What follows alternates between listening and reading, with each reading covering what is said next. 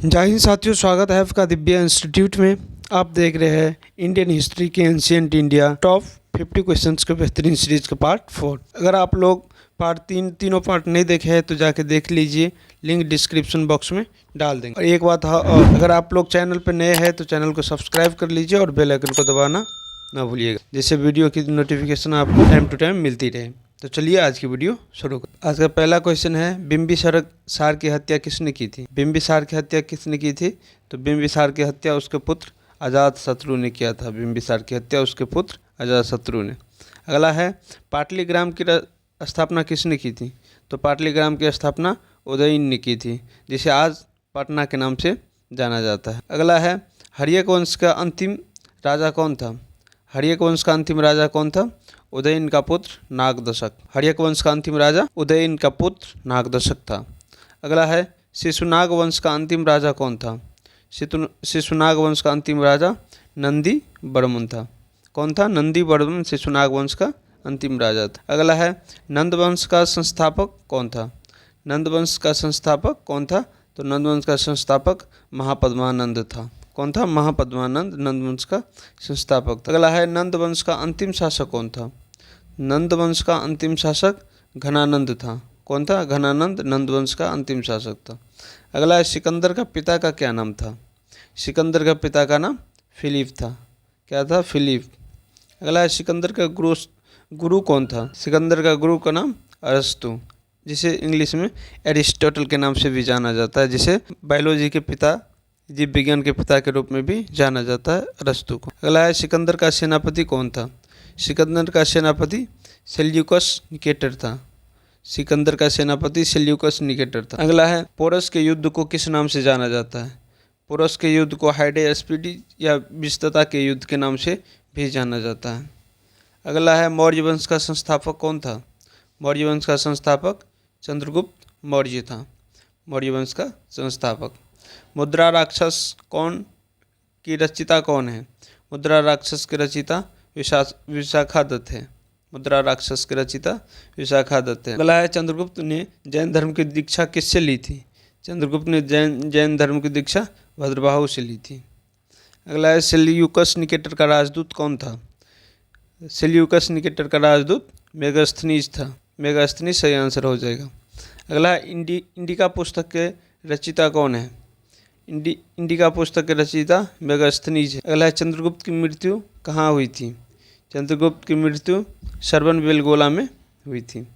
अगला है, अमित घात के नाम से कौन जाना जाता है? अमित घात के नाम से बिंदुसार जाना जाता है। कौन जाना जाता है? बिंदुसार अमित घात के नाम से जाना जाता है। अगला है, अशोक की माता का नाम क्या था? अशोक की माता का नाम सुभद्रांगी था। कौन था? सुभद्रांगी। अगला है, देवानाम प्रियानाम प्रियदर्शनी के नाम से कौन विख्यात था? देवानाम प्रियानाम प्रियदर्शनी के नाम से राजा अशोक, सम्राट अशोक विख्यात। अगला है, अशोक ने बौद्ध धर्म के प्रचार के लिए श्रीलंका किसको भेजा था? अशोक ने बौद्ध धर्म के प्रचार के लिए अपने पुत्र महेंद्र और पुत्री संघमित्रा को श्रीलंका भेजा था बौद्ध धर्म के प्रचार के लिए। अगला है, रानी का अभिलेख। रानी का अभिलेख किस अभिलेख को कहा जाता है? तो रानी का अभिलेख कौशाम्बी अभिलेख को कहा जाता है। अगला है, सभी मनुष्य मेरे बच्चे हैं। यह घोषणा किसने किया था? सभी मनुष्य मेरे बच्चे हैं, यह अशोक ने किया था कि सभी मनुष्य मेरे बच्चे हैं। ये अशोक की उक्ति है। अगला है, शुंग वंश की स्थापना किसने की थी? शुंग वंश की स्थापना पुष्यमित्र शुंग ने की थी। किसने की थी? पुष्यमित्र शुंग ने। अगला है, भरत स्तूप का निर्माण किसने करवाया था? भरत स्तूप का निर्माण पुष्यमित्र शुंग ने करवाया था। अगला है, शुंग वंश का अंतिम शासक कौन था? शुंग वंश का अंतिम शासक देवभूति था। कौन था? देवभूति, शुंग वंश का अंतिम शासक। अगला है, कण्व वंश का अंतिम शासक कौन था? कण्व वंश का अंतिम शासक सुशर्मा था। कण्व वंश का अंतिम शासक सुशर्मा। अगला है, सातवाहन वंश की स्थापना किसने की थी? सातवाहन वंश की स्थापना खुद सातवाहन ने की। भूमि दान का सर्व प्राचीन पुरालेखीय प्रमाण किस अभिलेख से मिलता है? भूमि दान का सर्व प्राचीन पुरालेखीय प्रमाण किस अभिलेख से मिलता है? नानाघाट की अभिलेख से। किस अभिलेख से मिलता है? नानाघाट के अभिलेख से भूमि दान का सर्व प्राचीन प्रमाण मिलता है। अगला है सातवाहन युग में धरणीकोट को किस नाम से जाना जाता था?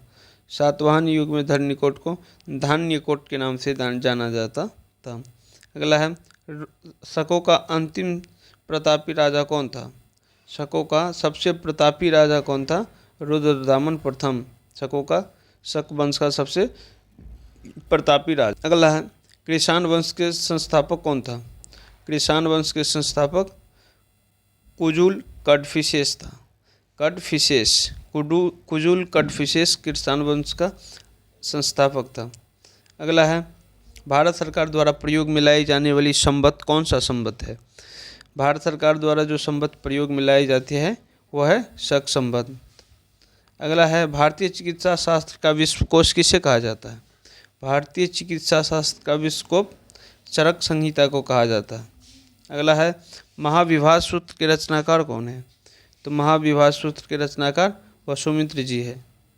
अगला है बुद्ध चरित्र की रचना किसने की थी?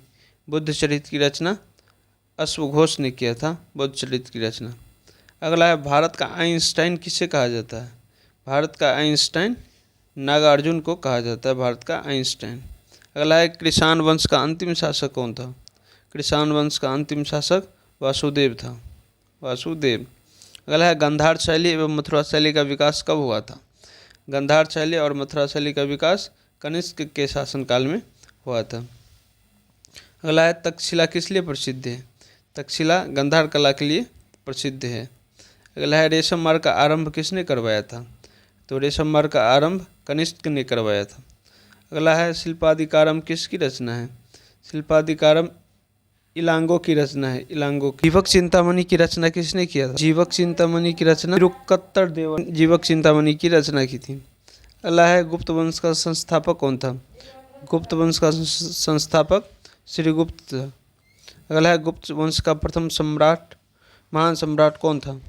गुप्त वंश का प्रथम महान सम्राट चंद्रगुप्त प्रथम था। चंद्रगुप्त प्रथम गुप्त वंश का प्रथम महान सम्राट था। अगला है भारत का नेपोलियन किसे कहा जाता है? भारत का नेपोलियन समुद्रगुप्त को कहा जाता है। इलाहाबाद प्रशस्ति लेख की रचना किसने किया था?